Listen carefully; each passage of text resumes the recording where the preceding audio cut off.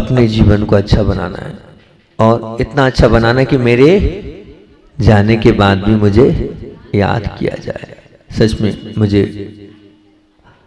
अपने उस जीवन को झांक कर देखना है कि मैंने कितना अच्छा किया कि मुझे दुनिया याद कर रही है।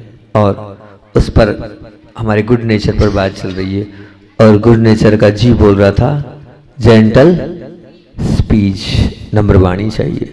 और ओ बोल रहा था ओपन माइंड, खुला मन चाहिए।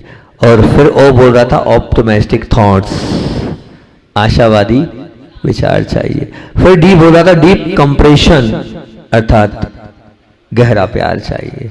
फिर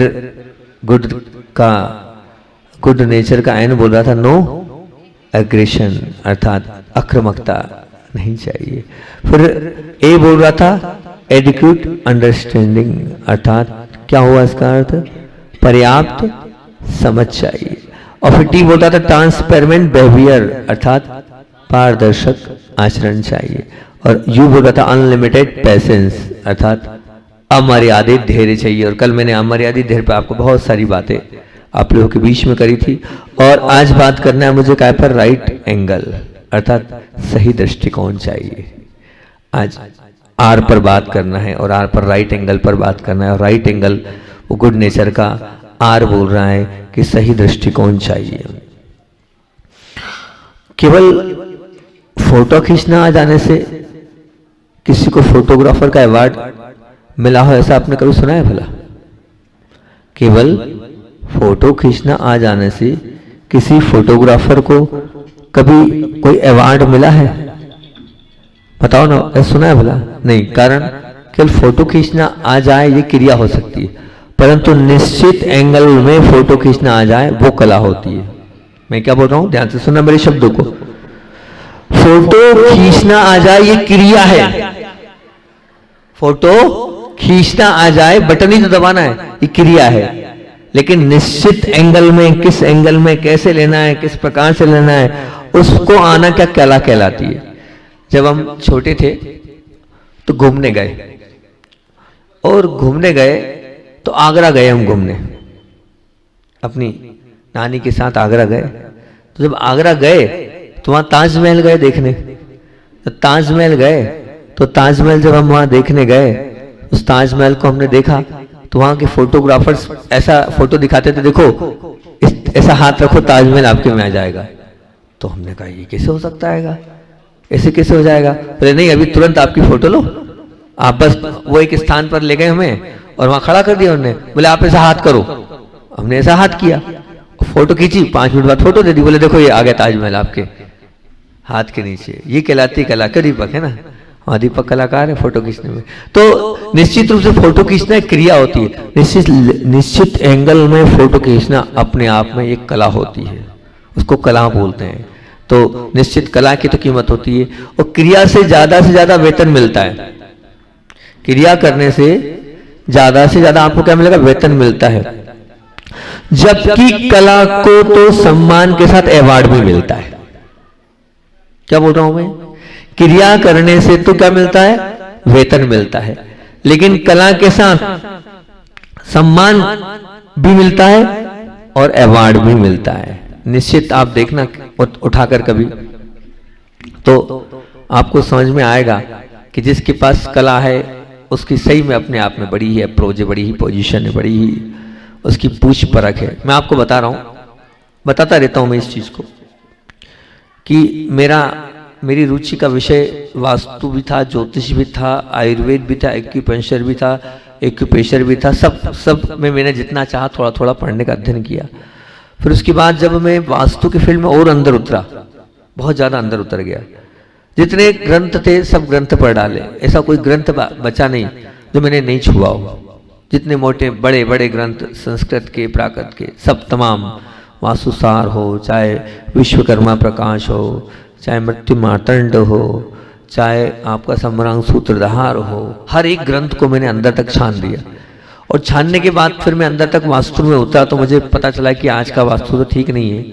और फिर मैं दिल्ली के एक खुशदीप जी बंसल है जिन्होंने अच्छा वास्तु पे काम किया, उनकी उस कला को समरंग सूत्रधार एक बहुत बड़ा ग्रंथ, उस पर उन्होंने उनकी उस कला को देखा, उन्होंने बहुत अच्छा किया।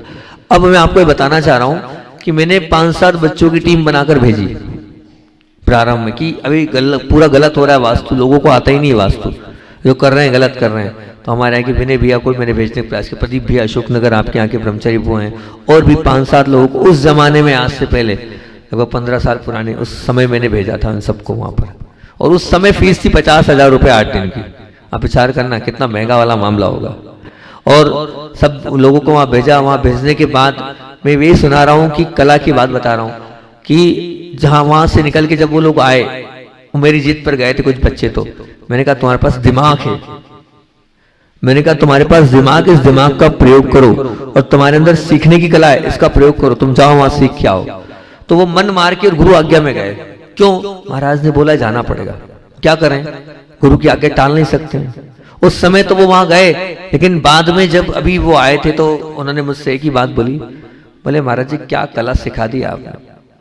कभी भी हम कोई भी चाहे बड़े बड़े महाराज के पास जाते हैं तो नाम लग जाता वास्तु शास्त्री।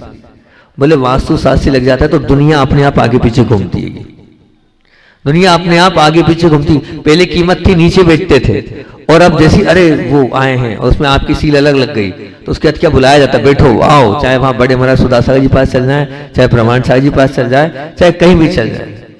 तो ये एक कला आ जाती है, तो निश्चित मान के चलना, आप बस पता चल जाए कि वो बहन को हाथ देखना आता है, फिर तो आप भी आगे पीछे घूमोगे, घर ले जाओगे, सब करोगे। कला है ना, कला की कीमत है। अरे आपका भविष्य बता देंगे, वो पता चलना चाहिए कि इसको ये आता है, उसके बाद तो दुनिया अपने आप में सचमुच में उसके आगे पीछे घूमती ही घूमती है, आएगी आएगी। कभी कभी मुझे ऐसा लगता है कि बहुत सारे लोग घूमते हैं आगे पीछे, तो मुझे लगता है कि मेरे पीछे नहीं घूम रहे हैं, इन सबको लोभ है, महाराज से ये सीख ले, महाराज से ये प्राप्त हो जाएगा, महाराज से कोई दिक्कत नहीं, घूमो कोई बात नहीं, मुझे कोई तकलीफ नहीं उस चीज से, घूम भी रहे हैं प्राप्ति की अपेक्षा से, तो बहुत अच्छी बात है। तो मैं आपको कला की बात बता रहा हूं कि जिसके पास कला होती है निश्चित मान के चलना उसकी पूछ परख होती है, उसे निश्चित रूप से सबके बीच में से बैठा हो तब भी बुलाया जाता, आओ भैया बैठो भैया आप यहाँ आओ। तो जितना सीख सकते हो, सीखने की कोई उम्र नहीं होती है, जितना सीख सकते हो सीखने का प्रयास करो, उस कला को लाओ, और क्या सही दृष्टिकोण से सीखने का प्रयास करो। आप अगर सीखते चले जाओगे तो जो एक छोटी चीज भी है अगर आपने सीखी, जीवन में कभी ना कभी आपके काम तो आएगी। ऐसा नहीं है कि वो आपके काम नहीं आए, निश्चित रूप से आपके वो काम आती ही और आएगी। पूज्य गुरुदेव ने इतनी बड़ी कृपा करी, और कृपा करने के बाद प्रतिभा स्थली, जैसे एक बहुत अच्छी स्थली वहां पर बच्चियों के लिए खोली, जैन अजैन सब बालिकाएं वहां पढ़ रही हैं, अध्ययन ले रही हैं, इतनी सारी कलाओं में वहां पर पारंगत कर दिया कि आज वहां की बच्ची पेंटिंग भी कर लेती है, आज बच्ची घुड़सवार भी कर लेती है, आज बच्ची कबड्डी भी खेल लेती है, आज योग भी कर लेती है, प्राणायाम भी कर लेती है, आसन भी कर लेती है, और तो और हाथ अपने खुद के पैर पे खड़े होने के लिए हथकरघा जैसे उपक्रम दिया कि अगर तुम्हें कहीं कुछ अगर तकलीफ पड़े तो ये हथकरघा का उपक्रम भी सीख लो, 300-400-500 रुपए रोज की मजदूरी तो मिल ही जाएगी, और ज्यादा दिमाग अच्छा है तो 1000-1500 तक मिल सकते हैं। अगर आपके अंदर क्रिएटिविटी माइंड है, कुछ कला करने की क्षमता, तो और अधिक मिल सकता है आपको। तो वहीं की वो जो बालिका थी, उस बालिका ने यही बोला, बोले महाराज जी हम प्रतिभा स्थली सीख के आए, उस कला की तो बहुत कीमत होती है, और जहां हम जाते हैं और जो हम अपनी प्रस्तुति बताते हैं, हमने ये सीखा, हमने ये सीखा, ये सीखा, तो अपने आप में एक अलग ही हमारी इमेज बन जाती है, हमें अपने आप में अलग ही लोग एक पहचान बन जाती है। और उस समय हमें बहुत अच्छा लगता है कि हम बहुत अच्छे स्थान पर चले गए। हम अगर यहीं कॉन्वेंट वार्डवेंट में पढ़ते रहते तो क्या सीखते, गवर्नमेंट आदि उन अंग्रेजी विद्यालयों में सीखते, क्या सीखते, शायद कुछ नहीं सीख पाते। लेकिन गुरुदेव की कृपा से हम वहां गए और हमने बहुत सारी कलाओं में अपने आप को निपुण बना लिया, बहुत अच्छा बना लिया। तो निश्चित रूप से राइट एंगल में अगर हम जाएंगे और हमारा सही दृष्टिकोण होगा तो कुछ ना कुछ हम सीखेंगे, उसकी आप निश्चित मान के चलना पूछ परख होगी, उसके माध्यम से आप अपने जीवन में कहीं ना कहीं सम्मान के पात्र बनेंगे। मैं आपसे यही पूछना चाहता हूं कि आपके पास कोई कला है या नहीं, कोई कला है या नहीं? अगर नहीं तो कला को अपने अंदर आत्मसात करने का प्रयास करो, कुछ नया सीखने का प्रयास करो, कुछ क्या करने का प्रयास करो, नया सीखने का प्रयास करो। एक बहुत अच्छी बात तो लिखी थी, मैंने लिखी तो थी इस कला के ऊपर। वो कविता थी एक बहुत सुंदर सी जो कला के ऊपर थी।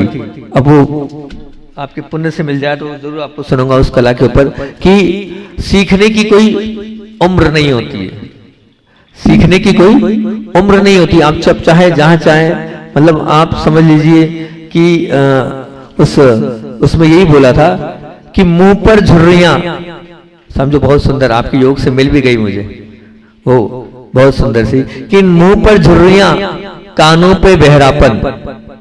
मुंह पे झुर्रियां, झुर्रियां समझते ना? नहीं समझे? एक आध दादाजी बैठे हैं, हाँ वो गए मेरे पे आ गई, देख लो मेरे, देख लो दादाजी बता रहे मेरे को देख लो आप। तो मुंह पर झुर्रियां, कानों पर बहरापन, आंखों में धुंधलापन और पांवों में शीतलता। आंखों में क्या हो गया? धुंधलापन, और पांवों में शीतलता, और पाचन शक्ति कमजोर, और बाल सफेद एवं दांत गायब। बाल सफेद एवं दांत गायब, ये सब वृद्धत्व की निशानी है, ऐसा हम मानते हैं। है ये सब वृद्धत्व की निशानी, पर ये तो वृद्धत्व की एक अलग ही, अगर ये आप वृद्धत्व मानते हैं तो कहते हैं ये तो वृद्धत्व की एक ऐसी अलग नजर से देखा गया है जहां नया नया सीखने के लिए तुम्हारे उत्साह का वाष्पीकरण हो गया तो निश्चित समझना कि तुम वृद्ध हो गए। क्या बोल रहे हैं? नया नया सीखते रहने के लिए तुम्हारे उत्साह का वाष्पीकरण हो गया। वाष्पीकरण मतलब क्या? चला गया, अभी इस उम्र में चला गया, तुम्हारा निश्चय वृद्ध हो गया।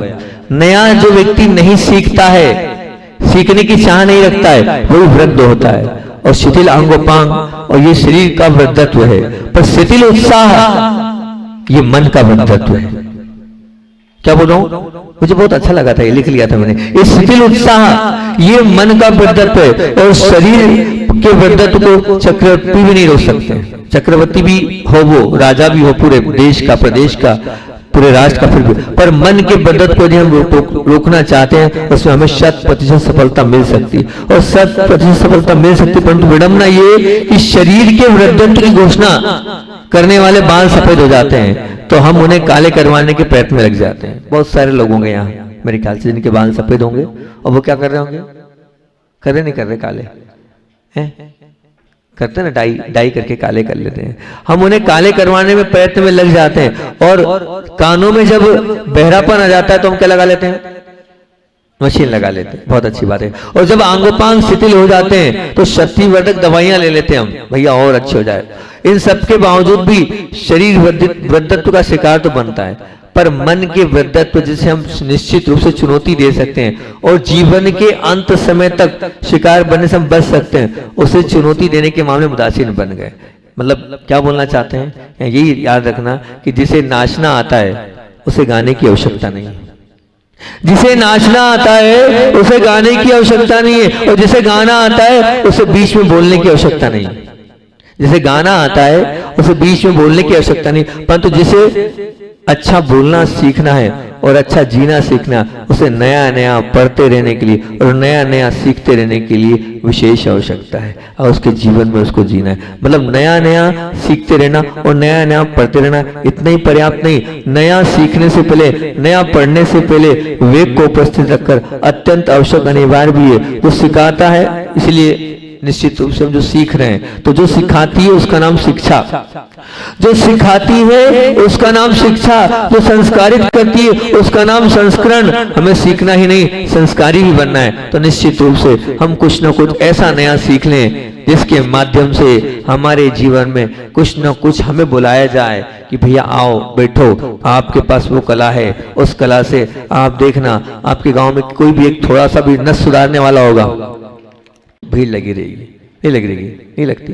लगती। कोई और भी कोई कला होगी, उस कला के माध्यम से आपकी पूछ परख होती चली जाएगी।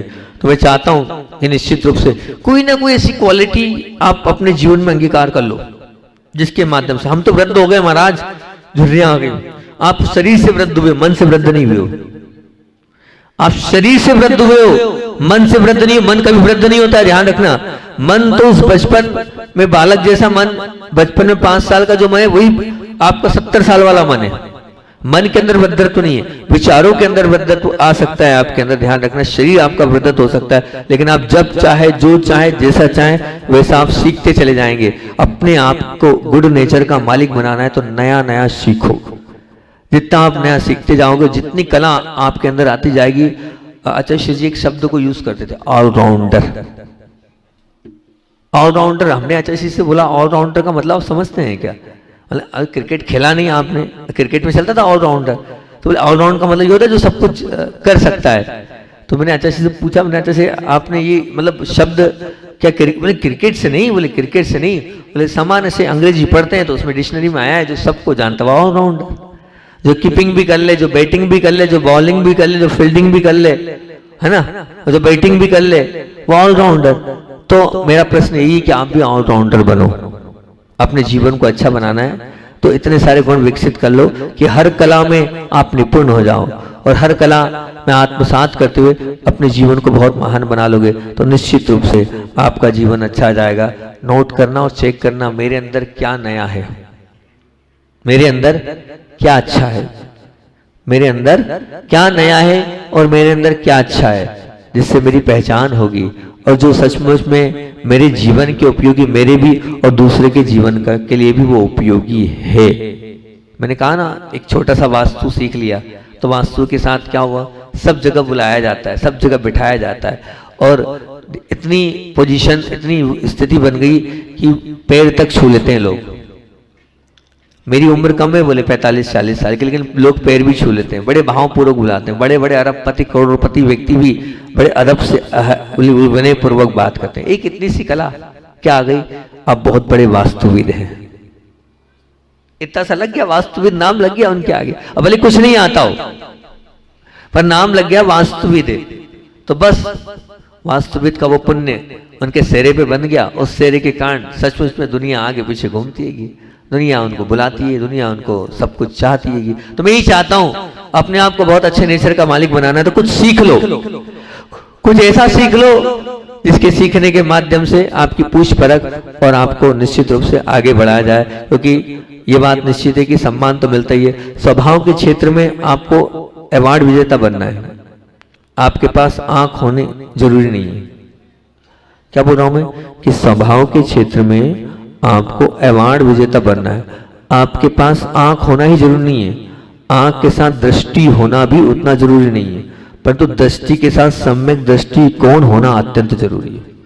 क्या बोल रहा हूं मैं, सुनना ध्यान से। थोड़ी सी मेरी भाषा थोड़ी शुरुआत में कठिन रहती है मेरे लिए, सरल कर देता हूं। मैं बोल रहा हूं कि स्वभाव के क्षेत्र में अपने आप को अवार्ड विजेता बनाना है। अभी अपन स्वभाव की बात कर रहे हैं, गुड नेचर की, तो आपके पास आंख होना ही जरूरी नहीं है।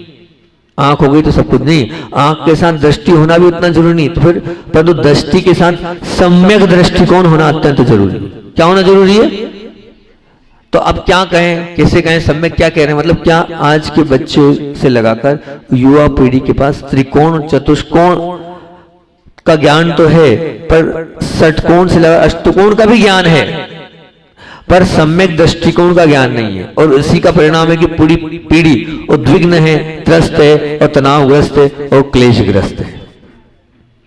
क्या हो गया महाराज जी, चतुष्कोण षटकोण ये क्या है? तो मैं आपको ये कह रहा हूं कि शायद आपका प्रश्न होगा कि दृष्टिकोण और सम्यक दृष्टिकोण में क्या अंतर है। तो जीवन जिससे उलझ जाए वह दृष्टिकोण, सुनो ध्यान से क्या बोल रहा हूं, जीवन जिससे उलझाए वह है दृष्टिकोण, और जीवन जिससे सुलझ जाए वह सम्यक दृष्टिकोण। एक ही दृष्टिकोण है, लेकिन सम्यक दृष्टिकोण से जीवन सुलझ जाता है। ऐसे सम्यक दृष्टिकोण के स्वामी हमें बनना है, हमें अच्छे व्यक्ति का मालिक बनना है। क्योंकि इन आंखों से हम काम, मतलब ये जो आंखें हैं, इन आंखों से जो काम है वो जो हमें देखना है, अगर हम सही देख रहे हैं तो निश्चित हम सही दृष्टिकोण के मालिक हैं। हम सही देख रहे हैं तो हम क्या हैं, सही दृष्टिकोण के मालिक हैं। और इस मन से अगर हम सही सोच रहे हैं तो हम क्या हो गया, सही सोच रहे हैं तो सम्यक दृष्टिकोण के मालिक हैं, सम्यक सोच के मालिक हैं। हमारी दृष्टि में एक व्यक्ति चोर भी हो सकता है और वही व्यक्ति दया का पात्र भी हो सकता है। हमारे दृष्टिकोण में एक व्यक्ति चोर भी हो सकता है और एक व्यक्ति दया का पात्र भी हो सकता है। कैसे दया का? हमारी सोच, हमारा दृष्टिकोण, हम उस व्यक्ति को किस दृष्टिकोण से देखते हैं। अगर हमारे दृष्टिकोण में वो चोर दिखता है तो चोर ही रहेगा, और हमें सोचते कि नहीं भैया इसने गलती से कर लिया होगा, तो वो व्यक्ति ईमानदार भी नजर आ सकता है। दृष्टि हमारी है, हम उस किस प्रकार से उसे देख रहे हैं, ये हमारा जीवन जीने का तरीका है। हम व्यक्ति किस प्रकार से मान रहे हैं, क्योंकि हमारी दृष्टि में हमारी तकलीफ, कष्ट, पीड़ा हो सकती है, और हम समता से सहन करने पर पीड़ा को हरने वाली भी हो सकती है। फिर से बोलूं, हमारी दृष्टि में हमारी पीड़ा, हमारे कष्ट, तकलीफ जो है वो क्या हो सकते हैं? तकलीफ हो सकती है, लेकिन हम अगर समता से सहन कर लें तो पीड़ा हरने वाली भी हो सकती है। ऐसा क्यों बोल रहे हैं महाराज जी? मुझे पीड़ा है, मुझे कष्ट है, मुझे दुख है, तो अब वो तो पीड़ा ही रहेगी ना। वो पीड़ा हरने वाली कैसे हो गई? अरे पीड़ा तो पीड़ा है, पीड़ा हरने वाली कैसे हो गई? तो पीड़ा है और पीड़ा हरने वाली कैसी हो गई? इस बात की मैं आपको जानकारी दे रहा हूं कि पीड़ा हरने वाली कैसी हो गई। हमारे यहां जब पूछा गया, कल स्वाध्याय चल रहा था, तो स्वाध्याय में एक भाई का नाम रोज निकलता है, रोज उसको गिफ्ट मिलती है। पूना में शायद सर्विस करते हो भैया, बंटी भाई साहब है ना, रोज उनको गिफ्ट मिलती है। वो बोलता बहुत अच्छा है भाई, बहुत अच्छा बोलता है। उसने बिल्कुल सारभूत बात पकड़ी।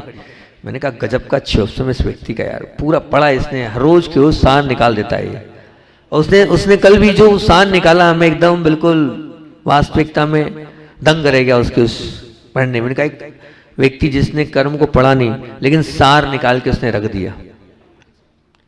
25-26 साल का नव युवक, दिखने में राजकुमार जैसा वो बालक, इतना सुंदर, कट गया। जब उसकी लाश घर आई तो वो माँ बोलती है कि ये मेरे घर में कोई आंख से आंसू नहीं रोगा। गया जो गया, उसके पीछे रोना नहीं, उसको तो अच्छे भाव से छोड़ना है। और रोज 10 दिन तक हमारे घर में कोई रोएगा नहीं। समय सार का पाठ हुआ, वहां अध्ययन हुआ। आप आओ बैठने आयो, समय सार सुन के जाओ, ग्रंथ सुन के जाओ, धर्म की बात सुन के जाओ। यहाँ रोने की जरूरत नहीं है, यहाँ रो कर मैं अपना कर्म नहीं बांधूंगी और ना बांध सकती हूँ। ये कहलाता है शुद्ध आध्यात्म स्वाध्याय। क्या स्वाध्याय किया आपने? जरा से में आप रो रहे हो, सबको रुला रहे हो, पाप कर्म का बंद कर रहे हो। तीव्र पाप कर्म का बंद होता है उससे, तीव्र। जैसे जैसे हम आगे बढ़ रहे हैं, दुख, शोक, ताप, आक्रंदन, वत, परिवेदन से आप थोड़ा सा रोओगे, उससे तीव्र पाप का बंद होगा। इसलिए कोई चला जाए, वो गया, मैं रोक नहीं सकता था, और मेरे रोने से जो है ऐसा नहीं वो वापस आ जाएगा। और मुझे दुनिया को नहीं दिखाना। ये जो आप बनावटीपना करते हो ना रोने का, कि लोग समझे कि हमें दुख, हमें पीड़ा है, ये आप धोखा दे रहे हो। आप, ये आपकी मायाचारी है, मायाचारी नहीं है।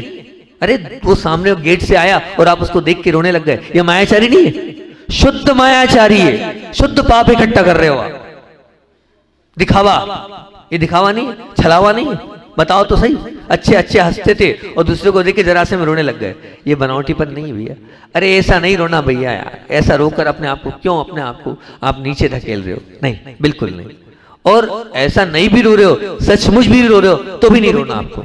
एक रोना तो वो हो गया जो आप दिखावटी और बनावटी वाला रोते हो, और एक सच में रोते हो आप। सच में भी मत रो, आप सच में भी दुखी मत हो, क्योंकि आपके रोने से वो सामने वाला वापस नहीं आने वाला है, और ना आ सकता है, ध्यान रखना। लेकिन हाँ, आपका उसका तो हो गया जो हो गया, लेकिन आपका बुरा जरूर होता है, निश्चित। तो आज इतना सा आप कमिटमेंट कर दो, इतना सा आज आप बोल दो। मेरा अभी हाल विषय तो अधूरा रह गया है, मैं कहीं और उलझ गया, तो अभी जो विषय बोलना था उसको कल पूरा कर लूंगा। अभी तो मेरे पास 2 दिन और 2 समय, कल सुबह भी है, कल दोपहर को भी है ना? अच्छा परसों भी, हाँ परसों भी, परसों सुबह तक का मामला है।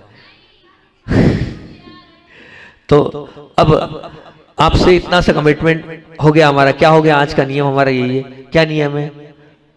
2 बातें बोली मैंने आपसे।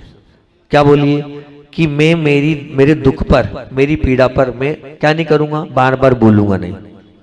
बोलो, नहीं बोलोगे ना? पक्का? अपने दुख को बार बार नहीं बोलना, ठीक? अपनी पीड़ा को बार बार नहीं बताना, मुझे ये तकलीफ, मुझे ये पीड़ा है, मुझे कष्ट है, मुझे कष्ट नहीं बोलना। ठीक है, कष्ट है, शरीर में कष्ट है, और होगा, कर्म का उदय, तो उसको हम रोक भी नहीं पाएंगे, ठीक है ना? हाँ, आप उसका उपचार करो, डॉक्टर को बताओ, औषधि लो, इलाज, बार बार बोलो मत, बार बार उसी का गाना मत गाओ, उसी उसी को बोलोगे तो बढ़ेगा। पक्का हो गया? बार बार तो नहीं बोलोगे? आप तो मजे में हो महाराज, सब अच्छा है। क्या बोलोगे? आपका आशीर्वाद है महाराज, सब ठीक है, ऐसा बोलो। आप तो ठीक हो जाएगा। आपने विश्वास कर लिया ना महाराज आपका आशीर्वाद सब ठीक है, तो ठीक हो ही जाएगा। ठीक ठीक है ना दादाजी, टोपी वाले दादाजी? ठीक हो जाएगा, चिंता नहीं करना, विकल्प नहीं करना। ये हो गया वो हो गया, कुछ नहीं हुआ, सब अच्छा होगा। ठीक है ना? मैं तो एक शब्द मेरा फेवरेट है, अब वो क्या, मेरा एक फेवरेट शब्द है, मंत्र है, महामंत्र है। आजकल मुझे लोग पत्र में भी लिख के दे देते हैं वो शब्द। मैं हर क्षण पर एक ही बात बोलता हूं, इसमें भी कल्याण है। क्या बोलता हूं? क्या बोलता हूं? आपको कोई तकलीफ हो, पीड़ा हो, कष्ट हो, विघ्न हो, बाधा हो, कुछ मत बोलो, आप तो इतना बोल दो, ये मेरे साथ जो भी पीड़ा आ रही है इसमें भी कल्याण है। वो जो तकलीफ है ना वो आपके कल्याण के लिए बन जाएगी। वो तकलीफ, वो पीड़ा निश्चित रूप से आप मान के चलना, लेकिन बोलना क्या है? मेरा सर दर्द नहीं कर रहा, बोलना है ये सर दर्द, इसमें भी कल्याण है। प्रतिकूल पत्नी मिल जाए, बोला इसमें भी कल्याण है। बच्चा खराब मिल जाए, उसमें बोला इसमें भी कल्याण है। कोई भी चीज मिलिए कल्याण के लिए मिलिए, बस हर चीज में कल्याण लगा दो, अपने आप सब अच्छा होता चले जाएगा। और नहीं तो लेके बैठे रहो, पत्नी ऐसी मिली, बेटा ऐसा मिला, ये ऐसा, बहू ऐसी मिली, सास ऐसी मिली, रोते रहो उसके पीछे। अरे रो मत, क्या बोलो? क्या बोलोगे? इसमें भी 1,00,000 2,00,000 5,00,000 का घाटा लग जाए, इस बोलना इसमें भी कल्याण है, कोई दिक्कत नहीं, गया पुराना कर्जा था चला गया। कोई खा गया, इसमें भी कल्याण है। हर बात में एक ही बात बोलो, क्या बोलो? इसमें भी कल्याण है। ये बोलते चले जाओगे तो निश्चित रूप से बहुत अच्छा होगा। इस विषय को कल और आपके बीच में रख दूंगा। आज तो सिर्फ इतनी बात बोल रहा हूं। क्या बोल रहा हूं? क्या बोल रहा हूं आपसे? अपने दुख को मुझे बार बार बोलना नहीं है, अपनी पीड़ा को मुझे बार बार नहीं कहना नहीं है, सहना है। और जितना उपचार करना है उपचार तो कर सकते हो, है ना? और उसके बाद दूसरी बात क्या बोली मैंने आपसे? कुप्रथा जो है हमारी, कौन सी कुप्रथा? रोने की।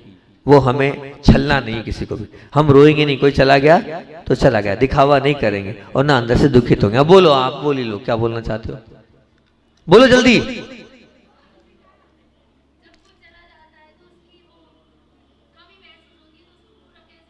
हाँ, बहुत अच्छी बात है कि देखो, एक बात ध्यान रखना कि आप ये निश्चित मान के चलना कि जो गया है और उसने कुछ अच्छा किया होगा तो उसकी याद तो आएगी।